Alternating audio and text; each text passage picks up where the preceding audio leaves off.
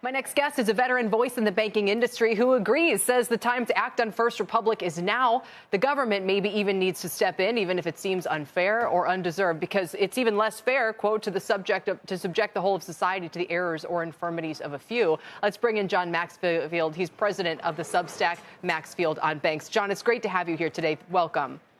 It's great to be with you, Kelly. I appreciate it. I can't imagine, if you were a banker right now, you know these guys very well, all the other heads of these banks. What should they be doing? Should they just sit back and watch this collapse? Should they be trying to come up with some kind of solution or help here? What are your thoughts?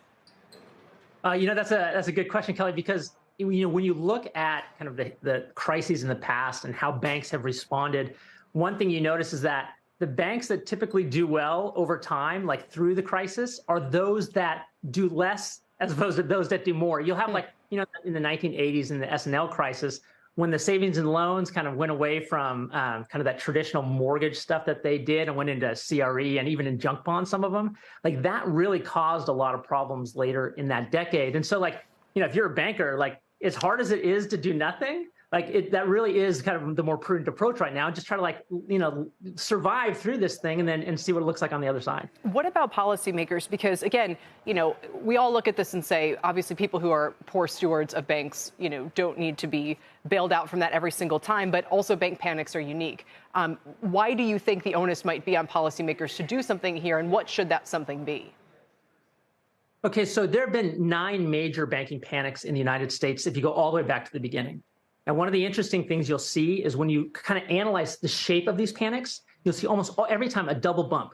So failures, and then it'll kind of calm down again. And you'll have failures again, and it'll calm down again every single time. 1819, 1837, 1857, 1873, 1893, like Great Depression, 1980s. There was only one time when there wasn't a double bump, and that was in the financial crisis. That's just one bump, and then it just comes straight down.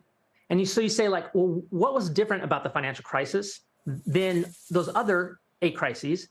And my assessment of it is that you had a student of the Great Depression running the Federal Reserve at the time. And the Federal Reserve is, of course, the main instrument that, attacks that kind of thing. And so he knew you have to come out as strong as you can and just deal with it all at once.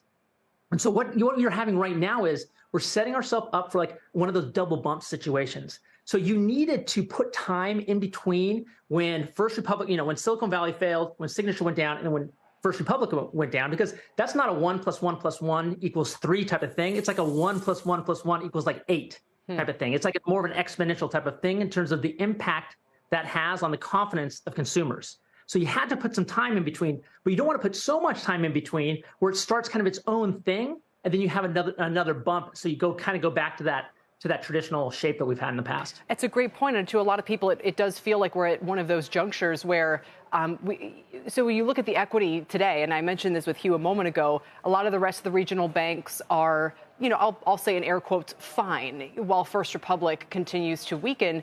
Does that suggest that there's confidence in the marketplace that we don't need a bigger regulatory response here? I mean, I don't know what it suggests, Kelly, but my guess, and it's just a guess, is that what it means is that, everybody who knows about banking knows that First Republic, that's kind of a story that's been written. If you look at, it's lost $100 billion in deposits. You know what I mean? It's got $70 billion in extra assistance from the government, that $30 billion from those banks. It's just it's in a tight spot. And so everybody knows that it's not in fear of a huge run. So everybody kind of knows where it's going to go. So I don't think it's a huge surprise. Maybe that's why. But I think everybody is kind of sitting and kind of waiting it out at this point in the banking industry. Let me bring up one point, though. I think this is a really interesting point. So for a long time, one of the conversations in banking has been that, deposits are sticky. Deposits are sticky. They're not going to leave the banks, right? But then when technology came in, people were like, oh, no. They're going to now leave because technology will facilitate that to happen. Well, it wasn't until just last month that these banks in rural communities, in smaller metropolitan areas, started to actually see that impact, where if they could have 6 additional months after rates increased to increase their rates before they lost depositors. But this time it was immediate. So it's an interesting dynamic that's going on in the banking industry right now. And may help explain why we haven't seen a lot of recovery and a lot of share prices since SVB collapsed and this all came to light. John, great for your perspective today. Thank you so much.